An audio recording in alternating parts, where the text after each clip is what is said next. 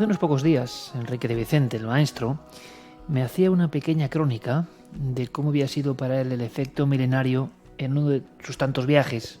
Porque yo siempre le pregunto a Enrique cómo ha percibido a la gente, cómo ha percibido el cariño del público, cómo le saludan las personas. Él es un icono del programa y es muy reconocido y muy querido. Y me gusta a mí tener una idea, una especie de control casi, sobre el termómetro afectivo de nuestro público, y él me responde siempre con historias maravillosas. Una de esas historias me ha inspirado para contaros otra que puede ser interesante.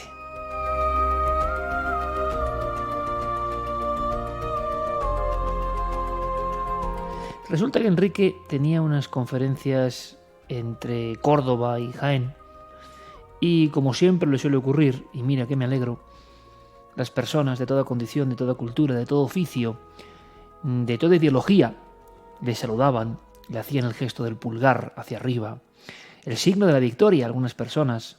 Algunos le decían: Enrique, no dejéis de hacernos soñar.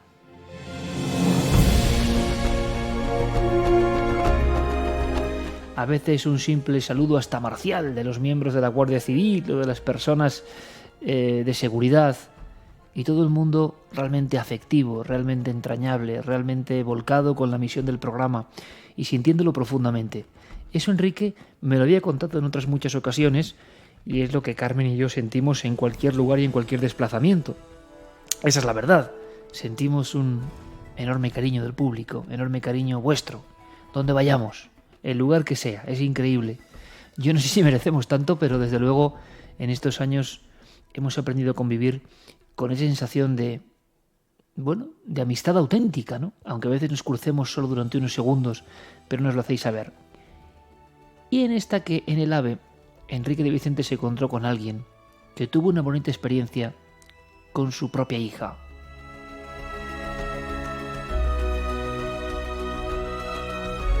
Una persona, desde luego, interesada en el ámbito parapsicológico, con ciertos conocimientos, con cierto nivel cultural y ciertas ganas, redundando en el término, de aprender un poco de los misterios de la mente.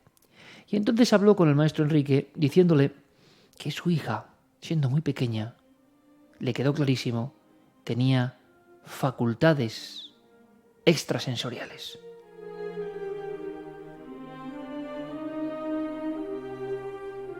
A Enrique no le extrañó, porque he conocido y he estudiado muchos casos de niños que parecen imantados por una magia que luego vamos perdiendo, ¿no? Niños que están más cerca de lo luminoso, de lo extraordinario, de esa aparición de lo que creemos imposible, de ese mundo mágico, de esa mágica mente. Por tanto, Enrique y yo, leyendo su historia, no esbozamos un gesto de extrañeza, ¿no? De incredulidad, todo lo contrario. Hemos escuchado muchas historias de niños que están tocados como por esa varita, ¿no? Pero algo que me interesó especialmente fue el final de la conversación. Ese hombre le había contado a nuestro amigo Enrique que había hecho hasta incluso experimentos con cartas Zener. El cuadrado, la estrella, la onda. ¿Os acordáis, no? Y que el resultado de aciertos telepáticos entre un padre y una hija, qué bonita historia. Es decir, no para publicar en ningún lugar o para descubrir la fórmula secreta de algo, no, sino por saber un poco más de la mente de tu hija. Me estoy imaginando a ese hombre culto, a ese hombre inquieto, a ese hombre leído, que está viendo detalles en su niña pequeña, 3-4 años, y que le hace un pequeño juego intentando ver su capacidad de respuesta. Y poco a poco esa niña iba adivinando las cartas, una tras otra. Onda, estrella, círculo. Y me estoy imaginando, casi estoy visualizando la cara de ese propio padre, comprendiendo que el nivel de acierto superaba con creces cualquier tipo de estadística. Según le contó a Enrique, después de años de experimentación lúdica, como un juego, como puede ser con un niño, el resultado se acercaba al 85% de aciertos. La conexión mental padre-hija llegaba al 85, repito, por ciento de aciertos. Por tanto, tenemos un imposible científico. Aunque muchas personas, investigándola mágicamente, se han dado cuenta, a pesar de las dificultades que han tenido para desarrollar sus trabajos, para publicarlos, para abrirse paso, que esto ocurre, que esto pasa. Pero pasa especialmente, y aquí está el quid de la cuestión, en la infancia, con ciertos niños.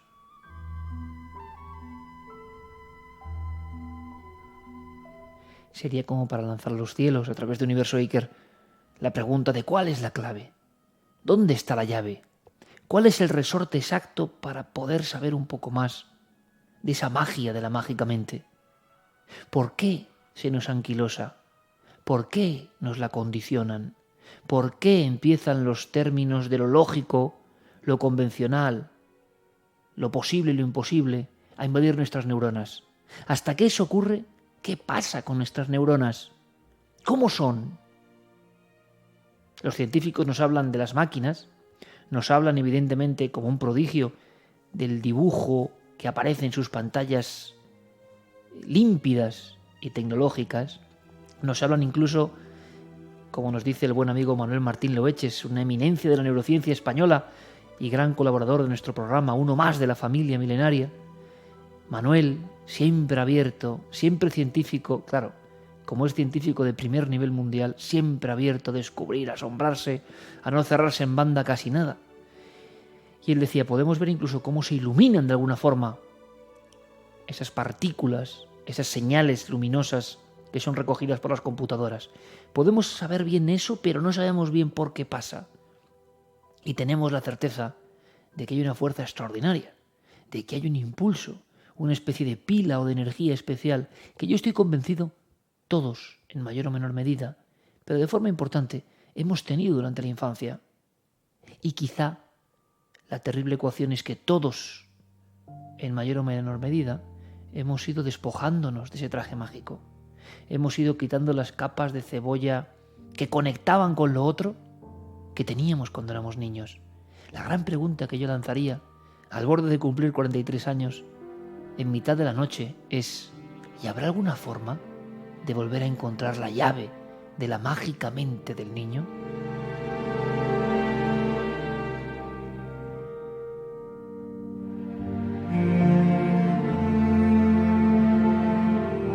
El tema me interesaba y sobre todo sabiendo que llegaron a esa comunión, a esa conjunción. ¿Os imagináis? En una habitación, en un bloque de edificios en Madrid, un padre y una hija. La niña es muy pequeña, pero le gusta el juego y sigue acertando. Estrella, onda, círculo.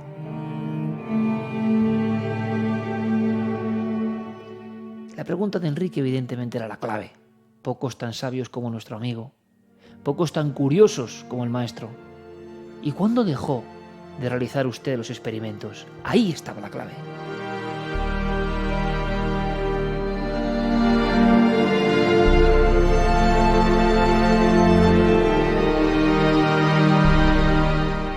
Y es que a los 7 años, ni más ni menos a los 7 años, algo ocurría. Y yo creo que con cierto pesar, este padre se lo contaba a Enrique. Se había producido la desconexión. El porcentaje descendía. El nivel de aciertos, de brillantez, de conexión, de hipervínculo, ya no era el mismo. 7 años. Yo os lanzo la pregunta. ¿Por qué?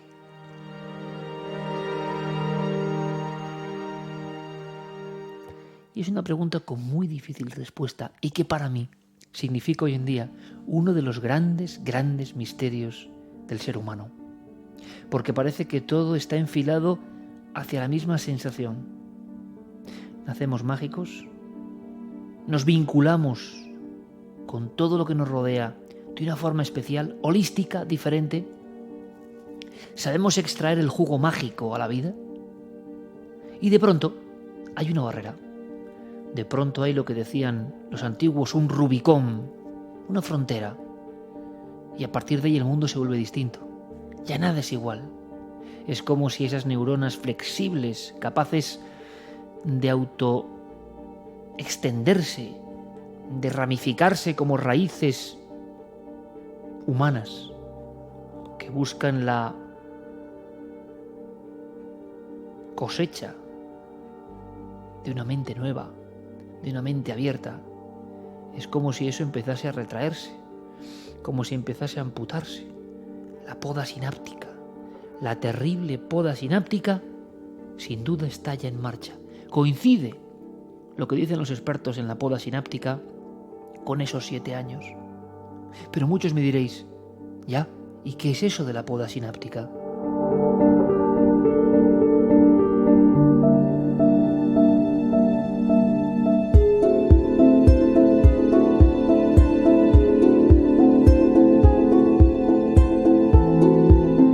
Yo todo esto lo sé no por ser un erudito en nada, ya me conocéis, sino porque cuando iba a venir al mundo mi hija Alma, evidentemente, y Enrique tuvo mucho que ver, me interesé en todo lo que tiene que ver con antes de la vida y el nacimiento.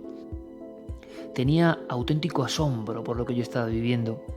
Quería ser partícipe de una paternidad consciente, de un empaparme del misterio de lo que significa la existencia y el milagro absoluto de la vida, el hondísimo milagro insondable de la vida.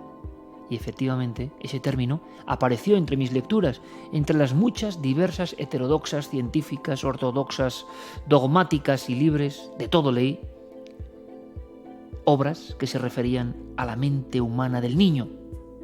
Ahí apareció el término en varias ocasiones y me pareció algo asombroso, de verdad. Poda sináptica.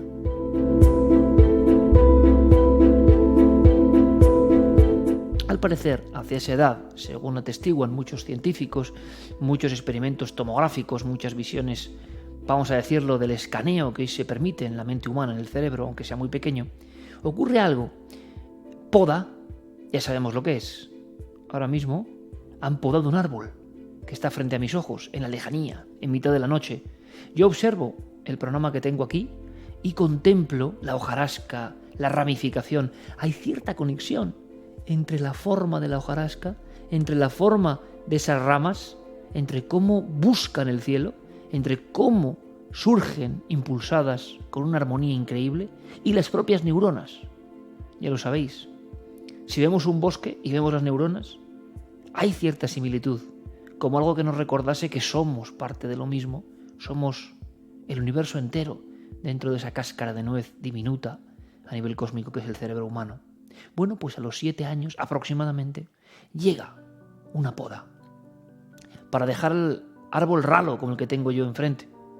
Antes el árbol estaba lleno de hojas, lleno de frutos, incluso daba un aspecto diferente al paisaje que yo tenía enfrente. Pero hace unos 3 días alguien con unas sierras mecánicas que hicieron un ruido infernal vino a mi jardín y cortó el árbol, podó el árbol. Es hora de la poda, me decían. E imagino que esto será sano y bueno para el árbol, no lo sé. No sé del mundo botánico. Pero yo lo que veo es un paisaje mucho más yermo. Veo el otro lado del bosque y es como si esa neurona, mejor dicho, ese árbol, sintiese cierta envidia o se hubiese quedado disminuido respecto a los otros frondosos, salvajísimos, diferentes, libres árboles que hay un poco más atrás. Algo ha ocurrido, ha habido una interacción, una actuación de lo humano. Y ya sabéis que yo estoy muy loco, pero estaba viendo cómo podaban el árbol. Estaba recordando la entrevista de Enrique con este padre que estuvo tan ligado a su hija en los experimentos buscando una mente mágica. Y hice la analogía. Según dicen los científicos y han visto en las pantallas, repito, hacia los 7 años todos hemos tenido ese proceso. Nadie sabe bien por qué ocurre. Si es un tipo de ahorro energético, de adaptación, esa palabra que tanto les gusta a muchos y que en el fondo sigue siendo una forma de nombrar lo que no conocemos. Pasan cosas y les damos un nombre. No quiero decir que entendamos muy bien por qué pasan. Se adapta a nuestro cerebro, quizá a las necesidades del futuro, a lo que tendrá que hacer. Pero empiezan a podarse los árboles de nuestra mente, los árboles de nuestra alma, empiezan a podarse y no sabemos quién los poda. Si uno mismo, cosa que a mí me extraña, porque se ha nacido en la feraz magia de la selva interior. del año 0 al año 7, se ha crecido con unas autopistas impresionantes que nunca dejan de crecer, con una fuerza genesíaca que nunca más vamos a volver a tener. Es otra de las cosas que subrayé una y mil veces junto al término poda sináptica. Si ese término era negativo, significaba, negativo según se mire, que muchas de las antenas, pequeñas antenitas, millones y millones de antenitas que conectan con cosas, evidentemente, se iban podando poco a poco, lentamente, con la mano dura de un podador que no sabemos quién es. Había otro término que era muy interesante: plasticidad cerebral. El cerebro como una enorme esponja, como esos miles de árboles, como las copas unidas unas con otras, como formando un mismo manto, como si mirásemos ese bosque desde arriba y todo tuviese una increíble armonía. Pero de pronto llegan las sierras mecánicas, la hoz antigua, y empezamos a limitarnos a los 7 años. Y el papá le pregunta: hija, Estrella, ¿has dicho Estrella? Sí, papá. No, era Onda.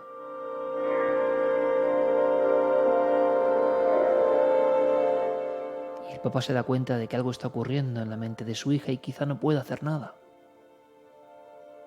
¿Qué le está pasando a esa niña? La poda sináptica misteriosa ha entrado en acción. El podador sin nombre está cortándole sus antenas y las alas de su alma, la potencia interior de su antena que ha estado intacta. Y esa niña creía en muchas cosas que le han empezado a decir, aunque su círculo interno sea elevado y sea importante y abierto como el de su padre en este caso, lo normal es que ya haya empezado a recibir estímulos como que es mayor, que ya no es una niña, que tiene que creer en lo que es real y descreer de lo que es irreal. Que aquellos monstruos, aquellas pesadillas, aquellos amigos imaginarios, aquellos príncipes, aquellos animales que hablaban, que todo eso no existe. Aquel mundo mágico, aquella atemporalidad, aquella conexión bendita con lo más profundo del cosmos, que eso ya no existe. Que hay que hacer los deberes, que la vida va por aquí, que esto va a ser así, que solo lo físico parece que importa. Y entonces el espíritu libre, el espíritu que no sabe de dogmas ni de religiones, creo yo, sí de religarse con lo que importa del niño, empieza a desaparecer. Y la pregunta es: ¿vosotros creéis, de verdad, que un niño que ha sido mágico y que lo hemos visto y lo hemos vivido en magia, él por sí mismo, su propio cerebro, se coarta, se amputa, se poda, empieza a perder facultades? Y esto es notorio y los científicos lo dicen: empieza a perder facultades.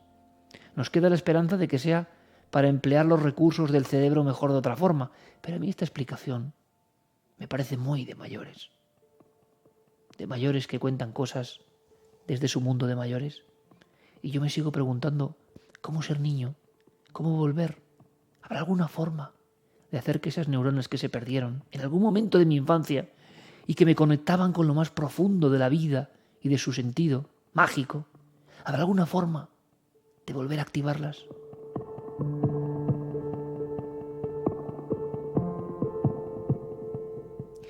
Esta misma semana, o hace unos 10 días, daba la vuelta al mundo la noticia, nosotros también la contamos, de un niño telépata, ¿os acordáis? Un niño telépata que su madre, digámoslo así, experimentaba con él y la prensa se quedaba en eso, ¿no? En un titular: el niño telépata acierta. Al final eso es lo de menos, es la punta de un iceberg. De lo que estamos hablando es el en vez de la trama, lo que hay profundo en estas relaciones entre cerebros. La pregunta es: ¿por qué la mágicamente deja de ser mágica, empieza a ser menos mágica, cambia su rumbo cuando llega la poda de los 7 años?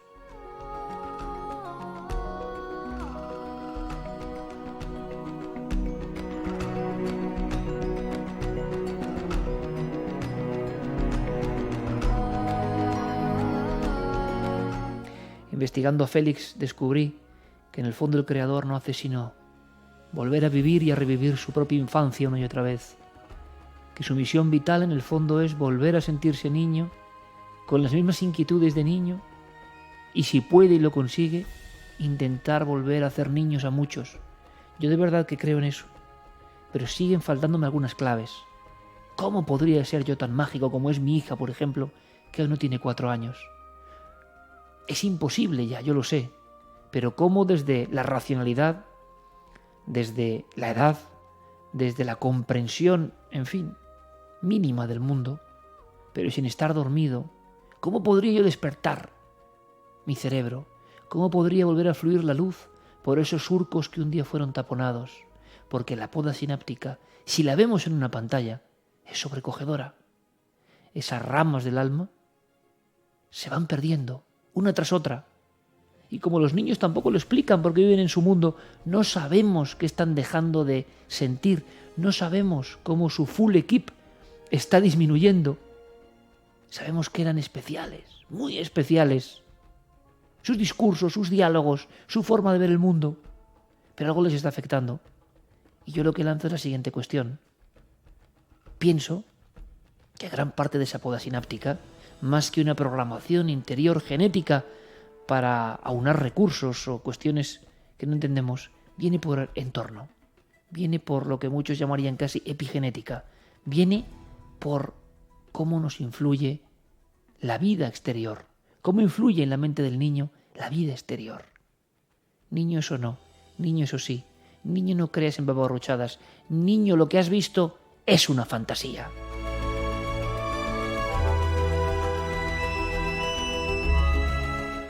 Y sabéis, yo puedo estar muy loco, pero creo que parte de la locura es la visión de la auténtica verdad.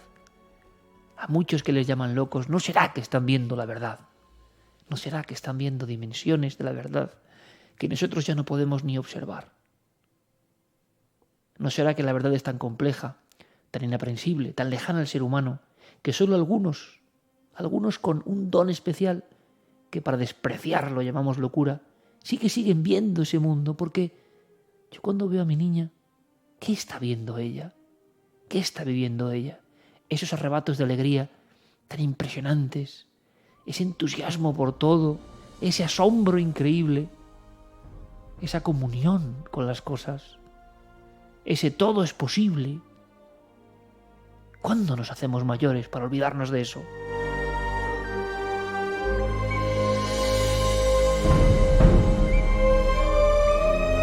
¿Y habrá algún secreto, algún código, alguna palanca en la genética o en la mente o en la espiritualidad, qué sé yo, para volver a eso? Porque a veces, y los adultos estarán conmigo, tenemos como momentos, ¿verdad? Como instantes, como regocijo vital, como reencantamiento. Y da igual que sea mirar los ojos de tu perro, por ejemplo, cuando llega. Un atardecer. Las propias copas de los árboles, como recordándonos lo que fue nuestra mente, meciéndose al viento. Esa armonía. La noche estrellada infinita.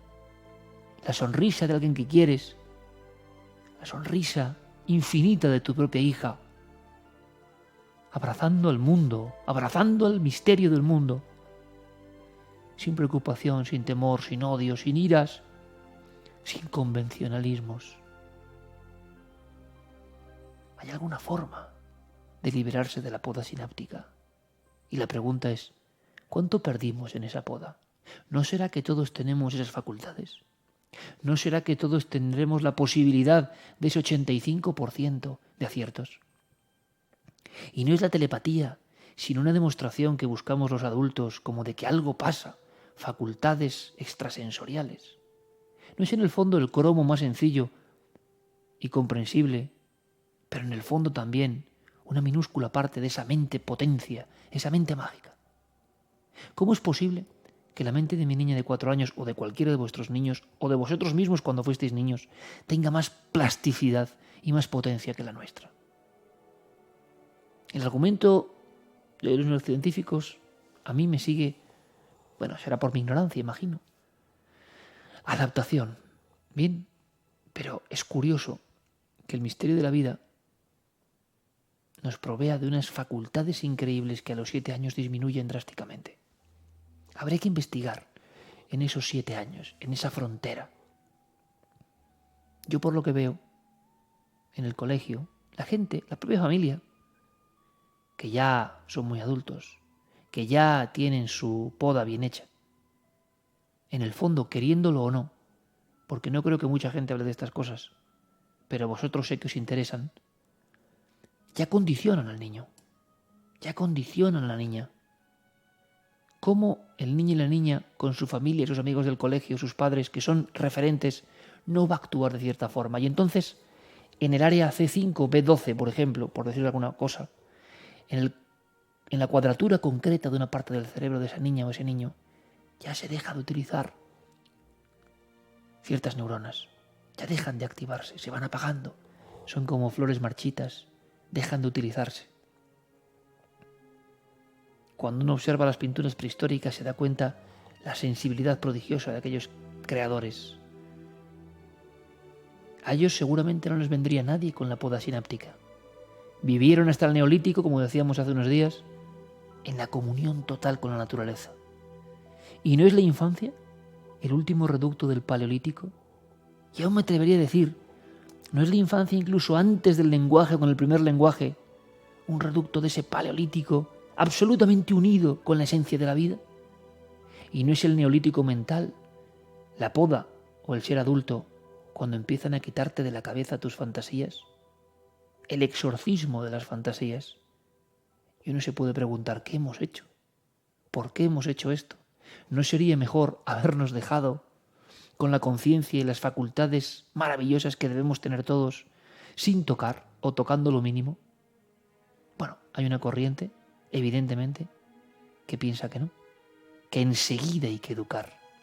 Pero ¿os dais cuenta? Educar en un sentido, educar en unas reglas, educar, claro, porque los papás tienen que trabajar, porque el sistema tiene que fluir, porque todo tiene que seguir un engranaje, lo mecánico. No hay espacio para el espiritual, no hay espacio para la magia, no hay espacio para esa fantasía desbordante, si acaso alguna actividad creativa.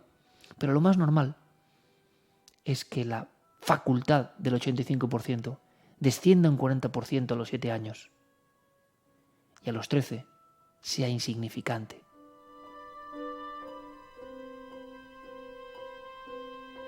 El mundo mágico del niño se ha convertido en nada, en el mundo del adulto.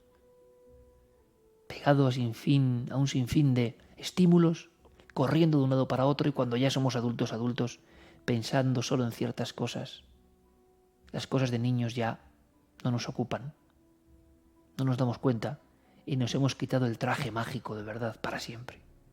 Solo algunos, cuando son adultos, intentan recuperar esa magia. Saben, como el eco de un paraíso perdido, que algo de eso había. Lo sienten simplemente recordando su infancia. Pero ya no hay vuelta atrás. No hay manual de instrucciones. La plasticidad cerebral es impresionante en esos primeros años. A los 7 se convierte en el 50% menos. A los 13 años se convierte en la misma plasticidad cerebral de un anciano.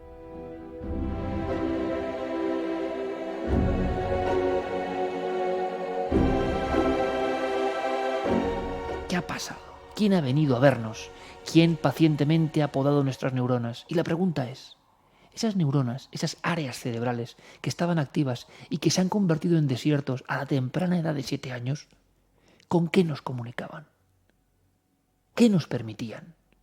¿Qué potencia, si pudiéramos entrenarlas, si pudiéramos no eliminarlas, nos darían?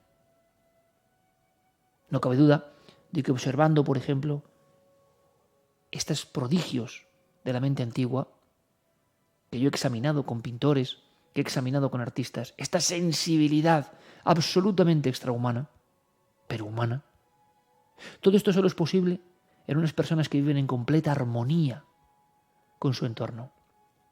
Los niños prehistóricos, ¿os imagináis? Los niños prehistóricos eran parte más de esas hojas, de esa tierra, de ese cielo, de ese sol. Nada los condicionaba. La vida no era sencilla, pero ellos eran seres absolutamente libres. Las expresiones artísticas no tienen nada que ver con lo que ocurre después. Es muy curioso, pero así como hay una increíble historia, una poda en la espiritualidad, en el sentido de religarse con lo poderoso, con lo que está más allá de lo humano, con la verdadera realidad quizá. Así como ocurre en la historia, si lo pensáis, el proceso de la humanidad, hacia dónde va. Lo mismo ocurre en cada uno de nosotros, como niños. Cada uno de nosotros hemos sufrido esa castración mental. Muchos científicos están convencidos absolutamente de que esas potencialidades las tenemos todos. Solo algunas personas, que repito, su dial, por el motivo que sea, no se ha forzado tanto, han seguido en esa potencia. Y los llamamos dotados, paragnostas, locos, alucinados.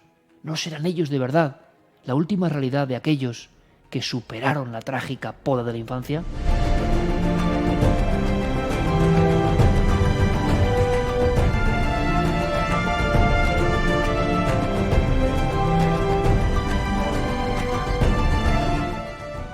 Hace poco mi hija, paseando los dos, me decía: papá, antes de nacer yo, con esa voz de antes de 4 años, papi, antes de nacer yo, estaba ahí arriba en las estrellas. Sí, hija, por supuesto. Por ahí debías andar tú en las estrellas, le contesté. Flotandito en las estrellas. Y luego vine hasta la tripa de mamá. Lo vertebraba de una forma tan hermosa, tan increíble. Y en el fondo, tan cierta. Y alguno ahora se reirá. Alguno con la poda bien hecha se reirá. Alguno que ya anda por los conductos que no tienen salida de la autovía única se reirá. ¡Ja! En las estrellas, dice. Y son en los atisbos más profundos, si nos interesa, de la cosmología, de la astronomía, de la física, comprendemos que en las estrellas, en lo más hondo y profundo de las más viejas estrellas, ahí están los hornos de los elementos de los que se compone el universo y nuestras células. Que nuestra semilla principal, nuestra semilla, la que nos formó, nació en algún lugar, se transformó durante millones de años, pero nació en los hornos infinitos de la noche, más allá del espacio. Sí, hija, sí. La ciencia, si llegas a la conclusión recta, te darás cuenta de que nos dice de que los elementos que forman tu sangre, tu corazón, tus ojos, tu fantasía, tu espíritu, todo eso, algún día estuvo en un increíble horno a miles de años luz, flotando en el universo. Claro que sí, hija. ¿Tú sabes más que papá? Claro que vienes de algún lugar de las estrellas.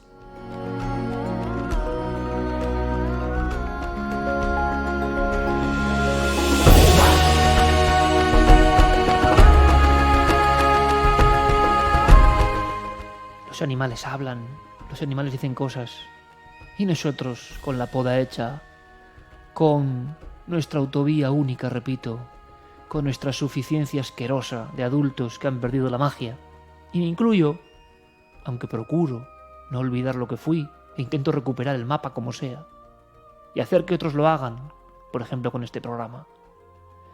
Dirán: los animales no hablan, hija. Papi, la ardilla me ha hablado. Mi hija baja a darle de comer muchas mañanas a una ardilla, a la que llama Cerecita. Pero no dice me ha hablado como otros muchos niños lo he observado, sino que es verdad. Los científicos saben que hay unos mecanismos que nunca hemos conocido, pero que empiezan a explorarse, de la comunicación interespecies, de una especie de lenguaje, de una especie de idioma, que qué más da que nosotros no le prestemos atención. Solo un necio puede imaginar que la madre naturaleza no se habla a sí misma. Claro, hija, tú sabes más que papá. Claro que los animales nos hablan.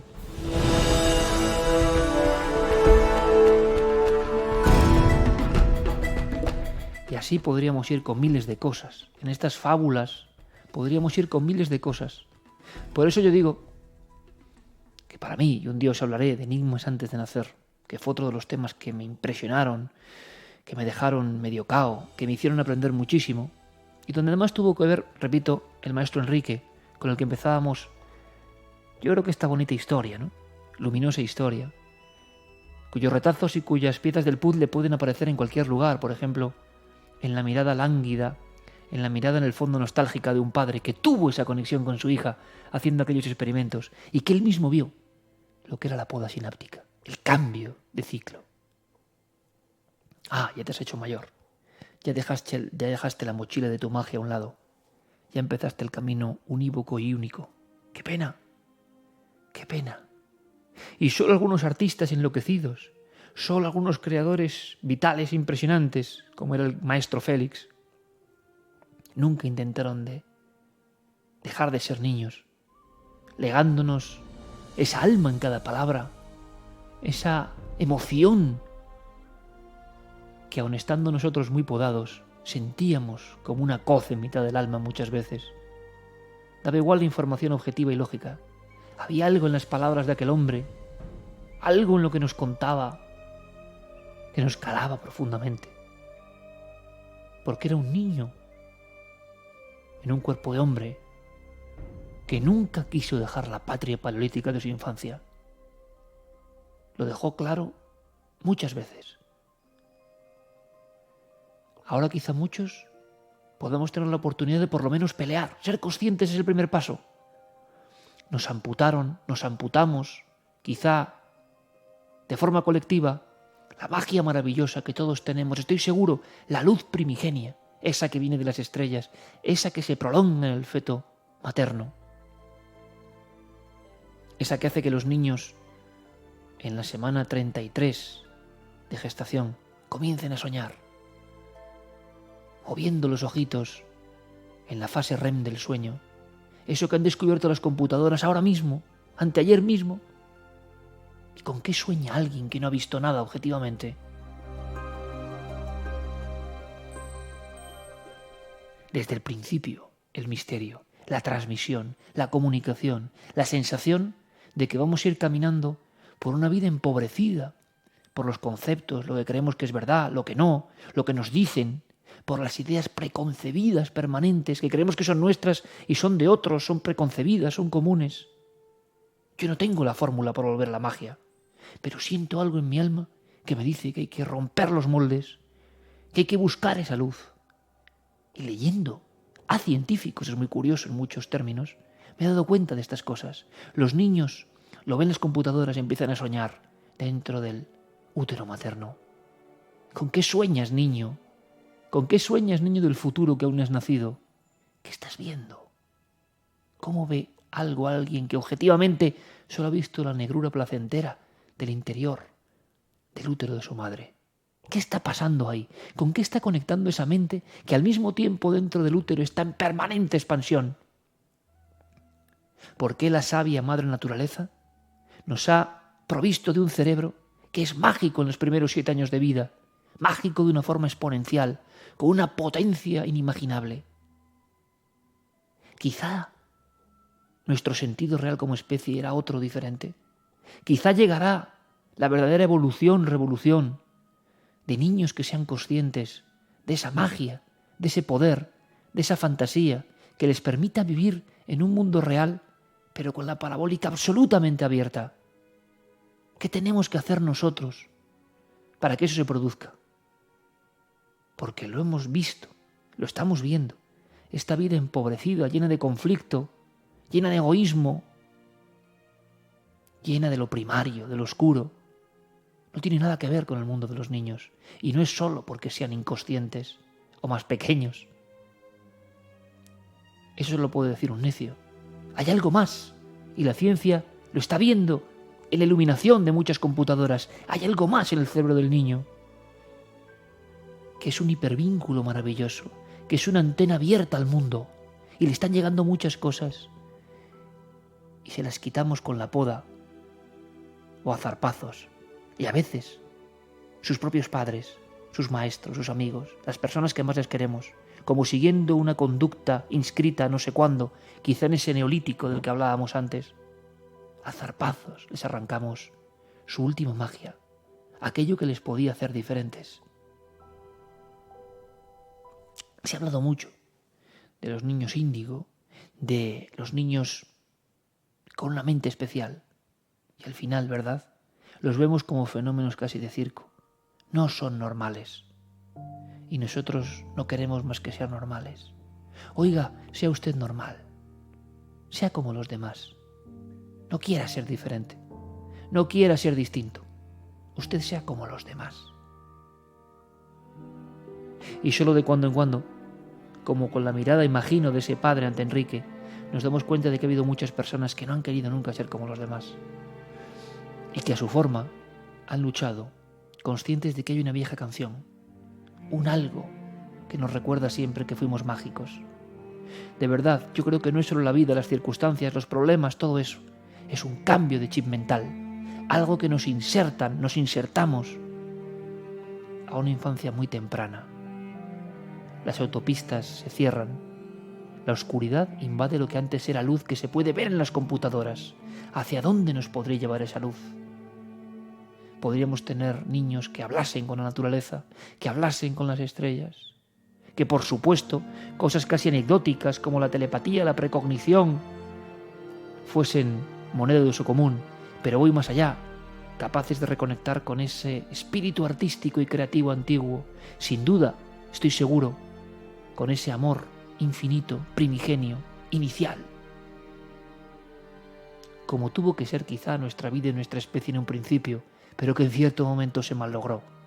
Yo creo que en los niños hay cierta esperanza. Sé que está muy difícil, no hay más que ver las noticias, y no solo las noticias, sino el egoísmo cotidiano, la pobreza y la racanería mental cotidiana. ¿Cuánta gente veo tan lejana de la magia y me da igual su nivel económico, su nivel social, su fama? Los que podrían contar estas cosas y no las cuentan. Hay una oportunidad. ¿Qué pensáis vosotros? Yo creo que fuisteis mágicos, como yo fui mágico. Mi único mérito es que me empeño en volver a ese tiempo. No para balbucear, que tampoco pasa nada, sino para entender quién soy y por qué me dieron unas herramientas mágicas que luego se han oxidado por culpa mía o de los demás. Mágicamente. Ese tesoro creo que lo hemos tenido todos. ¿Podremos recuperarlo algún día? ¿Cómo?